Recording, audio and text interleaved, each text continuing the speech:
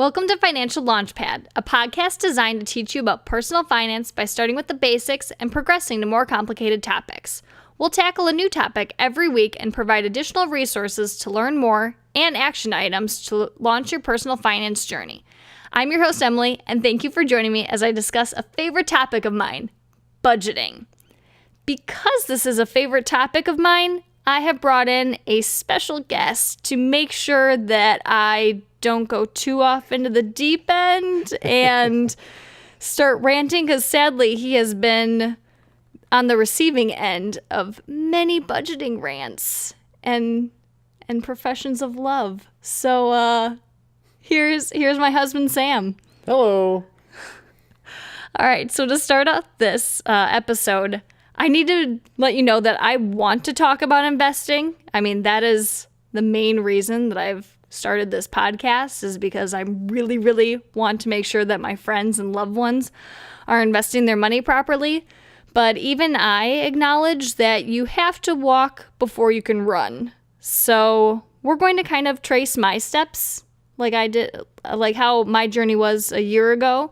And it really started off with budgeting and getting a handle on our finances. So, our own experiences.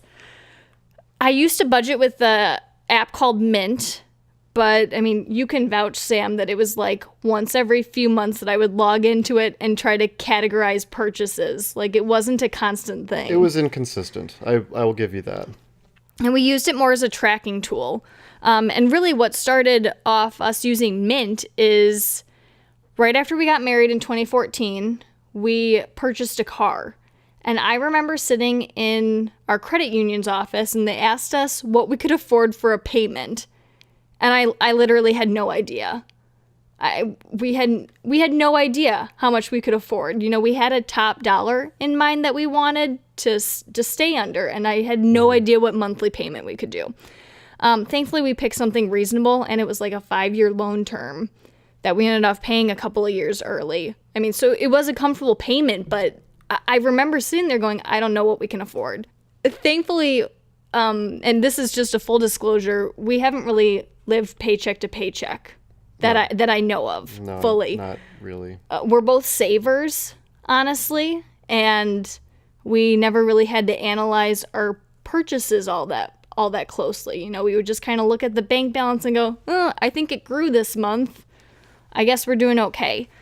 So yeah, the buying the car was the first instance of us realizing that we really didn't know what was going on with our finances.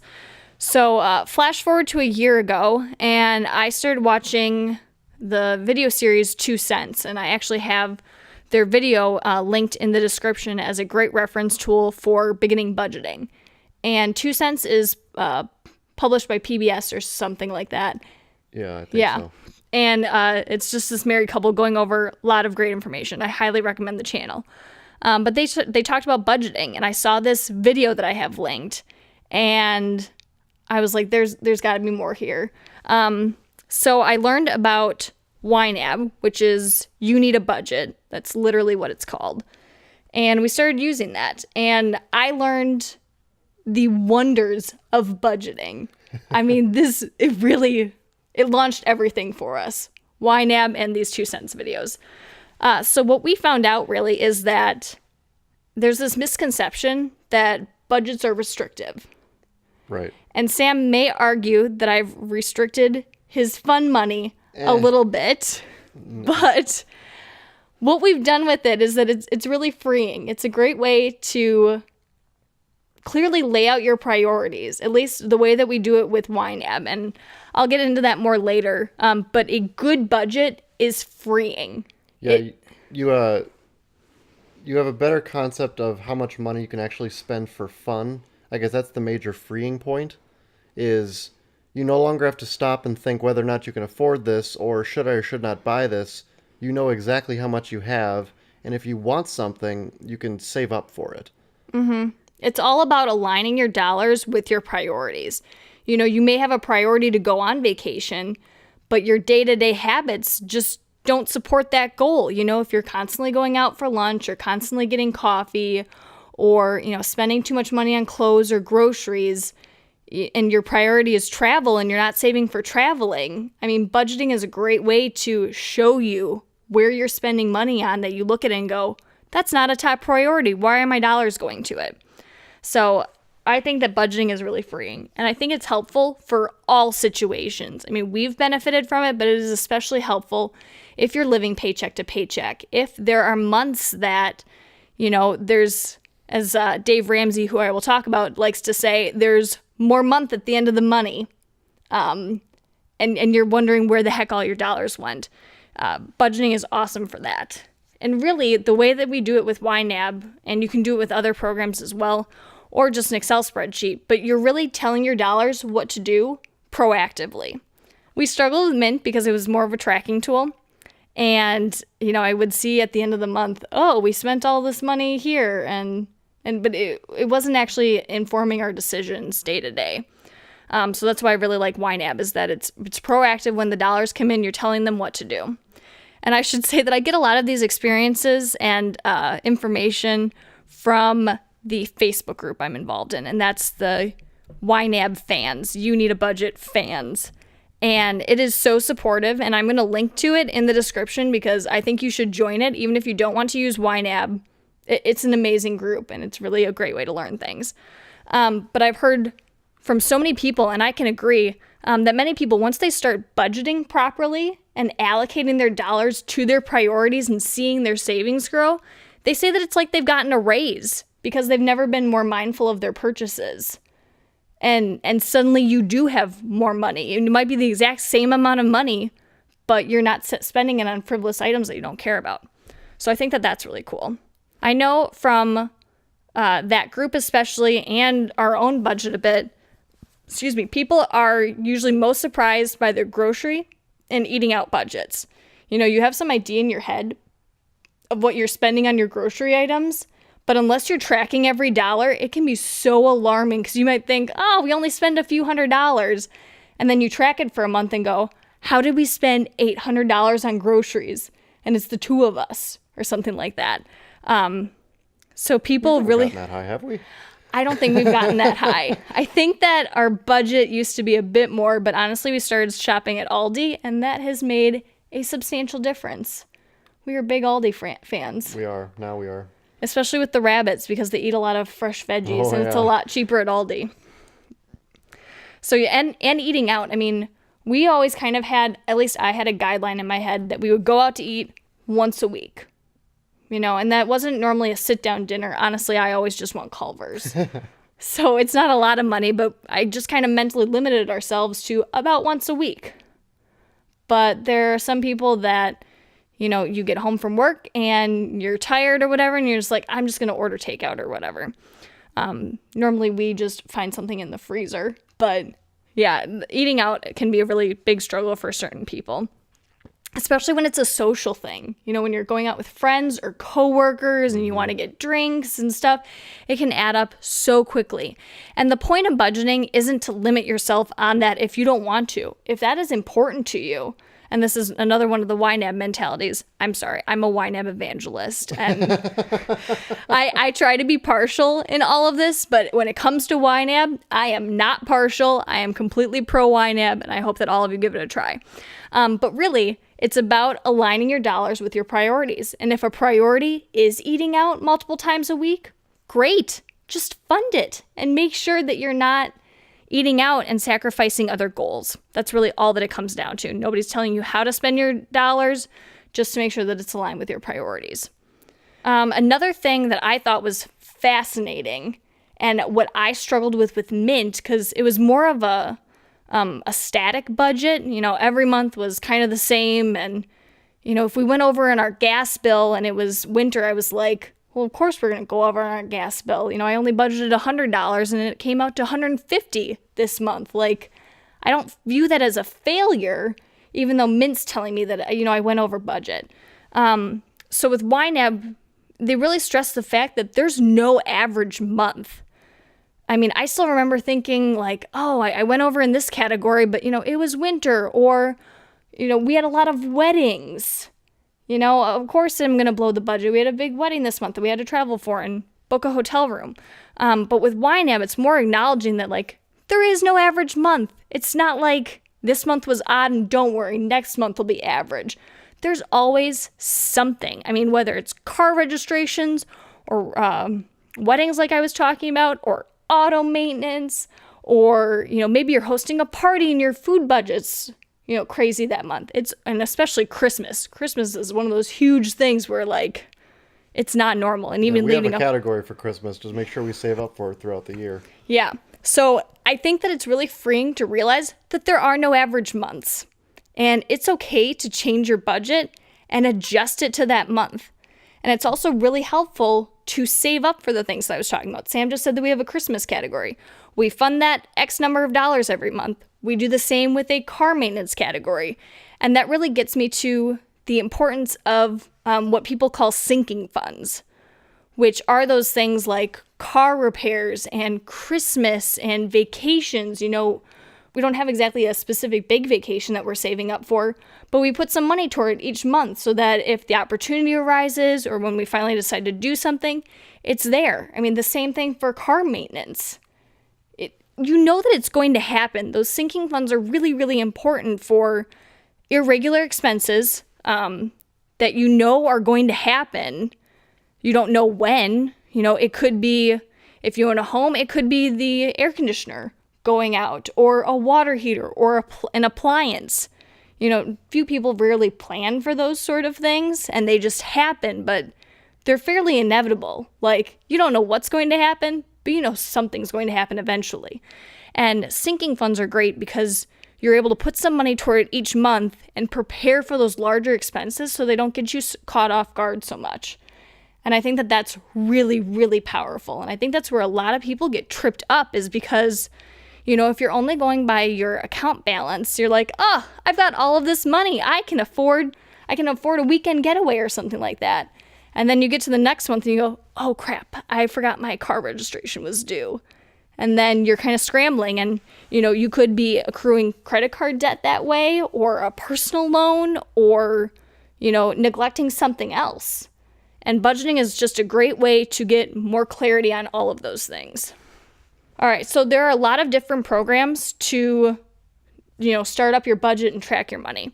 I've already talked about YNAB. It is by far my favorite. To be more specific about why I like it so much, is there are 4 rules for YNAB. And really, this is something that you could put into a spreadsheet and do on your own. It's just that the app makes it super, super simple. And I will preface this by saying that YNAB is not free. There is no free version. You pay for it once a year, and it's $84, so that equates to about $7 a month. But Sam, do you think that it's worth it? Yes, I do.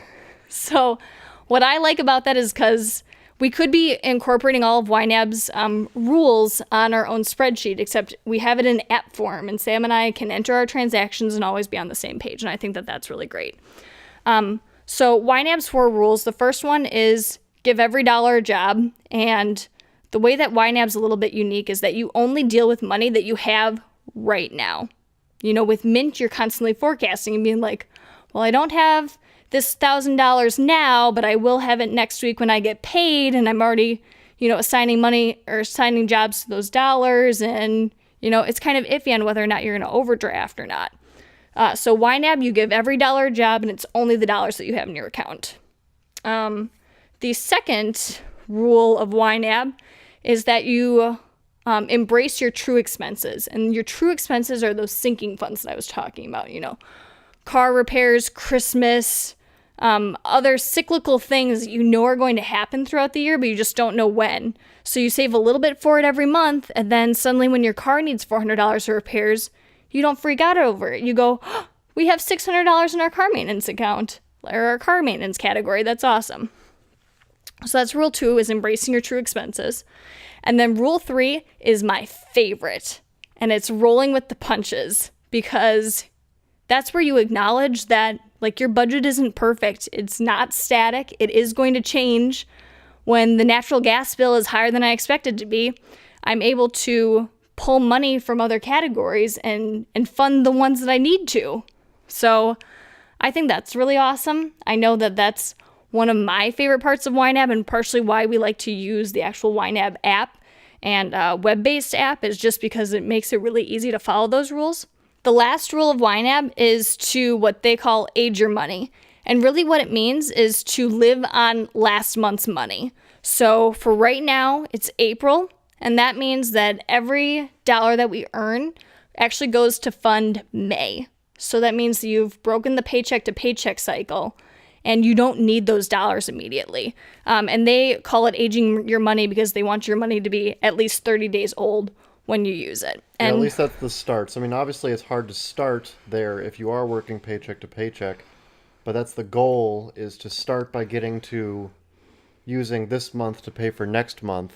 And then from that point on, if you can keep that trend going, then you start working in April to fund June. Then you start working in April to fund July. Like every year you keep growing it and try to advance your savings. And that you can either budget out or just use it as an emergency fund.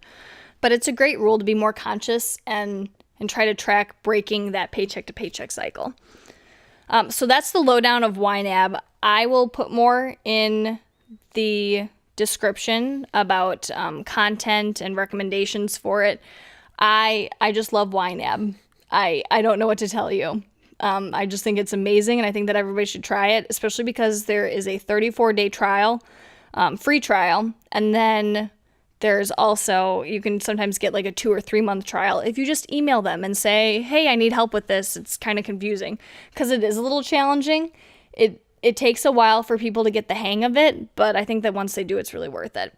Okay, so that's me on my YNAB soapbox. The other options are Mint. A lot of people love Mint because they don't necessarily need to be as hands-on, and they do just like tracking it, and they don't need to be as granular.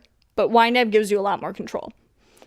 The other option is called EveryDollar, and that is Dave Ramsey's budgeting app, which is actually very similar to YNAB. It doesn't necessarily have the rules, and I would argue that the rules are really the magic of it, but it treats dollars similarly. So you have to give every dollar a job. That's where it comes from.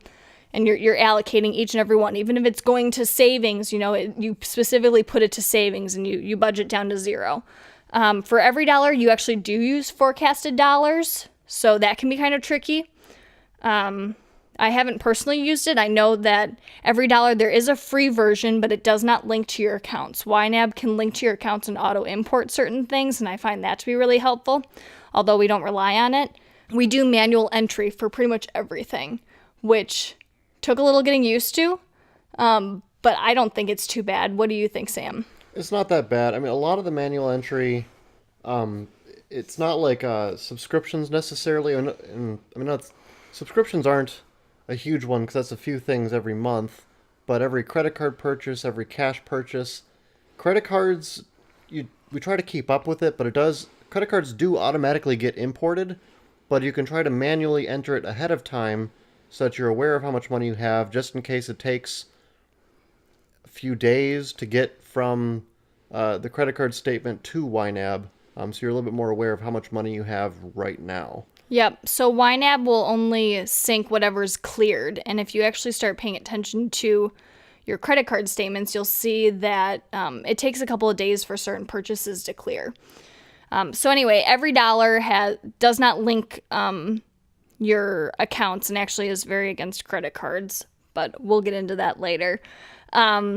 But it's a really great option, especially if you want a free tool to get started budgeting and all of that. They do have a paid version that behaves more similarly to YNAB, but it's more expensive than YNAB. So I think YNAB's still better.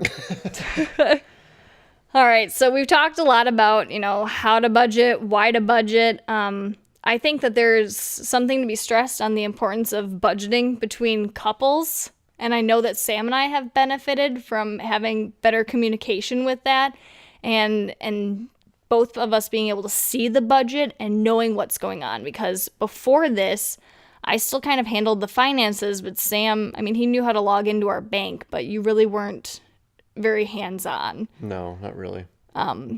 Sam, bless his heart, would be like, can I buy this $10 video game?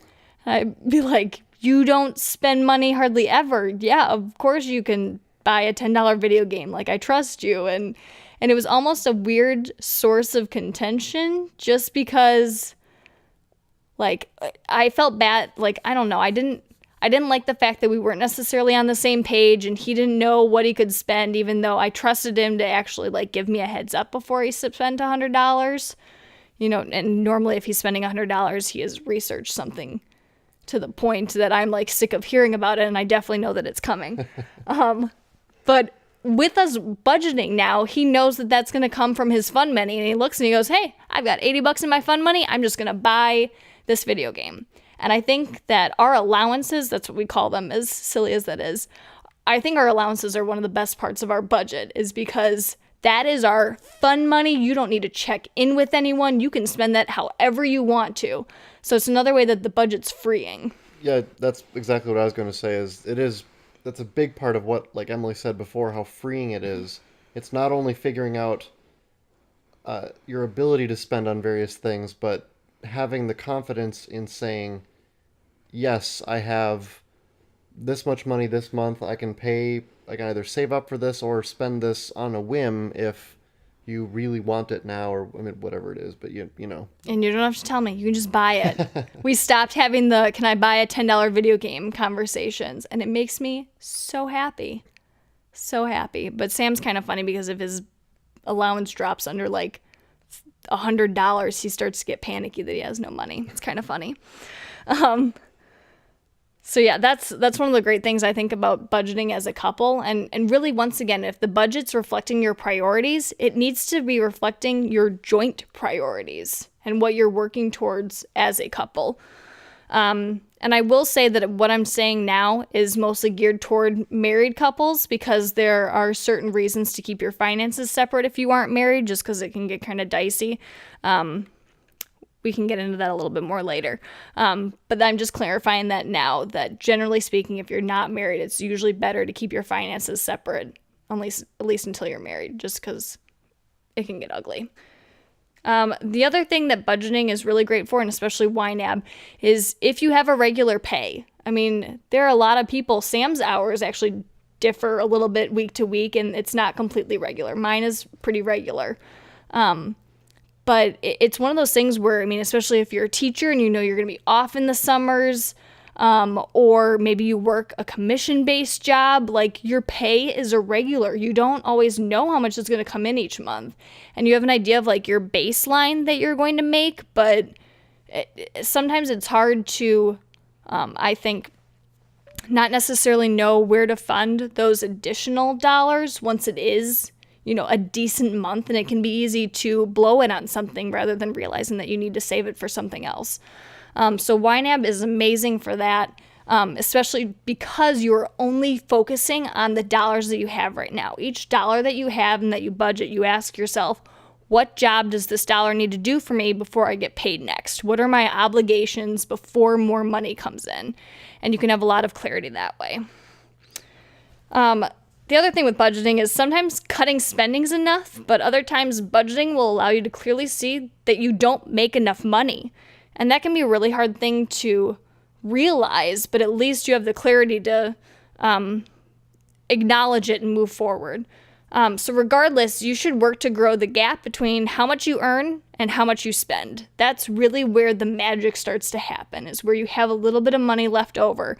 And that's going to probably happen after you get a good savings established and after you pay off debt, that you have a little bit more money to play with, and that's when you can really start investing and saving for your future. So you need to utilize both sides of those equations to meet your goal, you know, earning more, spending less, growing that gap between those two, and allocating those dollars well. So this episode, I mean, it's tackling budgeting, which we've been talking for a while now, which is kind of, well, it's not really surprising to me because Sam can vouch that I will talk about budgeting for hours on end. Specifically YNAB. Yeah, definitely pro YNAB. So I've linked to some more basic videos about like, how the heck do you actually go about budgeting? You know, what should I be doing? Where do you even start? And there's this great one by Nick True, and I'm also very pro Nick True Mapped Out Money on YouTube. And he is going to discuss why you should be tracking every single dollar for 31 days. Before you even start, if you haven't started budgeting, it's a great way to figure out like where the heck is your money going now without even trying to change your habits necessarily. So I really like that one. And he also has another great video on your budgeting wrong. You need to set money goals first. So that's really going back to those priorities and what you're working towards. So with us just talking about budgeting, it takes a while to get it under control. It could be 2 months or so until you start to really feel more confident with it, especially if you haven't budgeted before. And it takes a lot of effort, especially initially, because like Emily brought up before, when you're potentially and probably entering every transaction that you do, whether it's a $3 coffee or $20-$30 for gas, or you buy something from Target, whether it's just a quick meal or something, really trying to pay attention and put down every dollar you spend. It can be tricky, but it is wildly worth it. Because it's eye-opening. I remember our first month of using YNAB. I always thought that Sam was a little bit more of the spender because of his more expensive hobbies. And then I went through like twice my allocated allowance the first month. And I realized that like, ooh, I might be the one that doesn't spend as much at a time, but I do it more often. So it's just, and once again, it's just an adjustment of, do I really want to be spending this much on fun money? No, I'd rather allocate it to something else. So we kind of rein that in. But it takes a while. So with this episode, I mean, there is a lot of action items to come out of it. I want you to track your spending for 31 days. Watch that Nick True video. And possibly sign up for a budgeting app. You can choose Mint and Every Dollar. Those are free. I would encourage you to possibly consider signing up for the YNAB free trial. There is a learning curve. I will warn you. So with that, I would also encourage you to join the YNAB Facebook group, and that I'll also link. And that, you don't even have to use YNAB. I mean, there are a lot of YNAB specific posts, but a lot of it's just like budgeting and how to deal with life and, kids and just where the heck to put your money. I've found so much value in it. And also with an action item, I want you to talk to your spouse, if you have one, about what goals you want to accomplish with your money. It can be a lot easier to cut some areas if you know what you're working towards and you're on the same page. Because I know that, some couples definitely struggle with money, and it can be a contentious topic. And sometimes people that have quote unquote money problems really tend to have like priority problems. One spouse is working towards vacations and another spouse is working towards, a fun hobby that they have, and they're just not on the same page about what they want to do with it. And those are really powerful conversations to have and acknowledge that you're in this together and you're working towards at least deciding on similar goals. Or, hey, I'm willing to support your hobby. Can we also fund vacations? That sort of give and take sort of thing. So yeah, definitely talking to your partner about what you want to accomplish with all of this. And even if you have no partner, you need to be deciding for yourself what goals you want to do. There's got to be a reason why you're listening to this podcast other than the fact that I probably asked you to listen. But you got to really think about long term, what do you want to be doing with your money? How do you want to feel about it? Do you want to be less stressed about it? Do you want to feel more in control? Do you want to feel more confident about what you're doing and if you're on the right path? That's really what I want to do with this. And right now I want you to take a little bit of self-reflection and figure out what you want to get out of this. Like Sam was saying, it's not going to be easy. It's going to take some time. But you have a week until our next episode, which will be Savings and Emergency Fund posts. And I really want you to get started on it. Feel free to message me, make any comments. We're here for you, and we're so excited to start on this journey with you. So thanks for listening to this episode on budgeting. And thank you to Sam for being a guest and helping me not go, hopefully, too off the rails on budgeting. Well, thanks for including me. I'm happy to be here.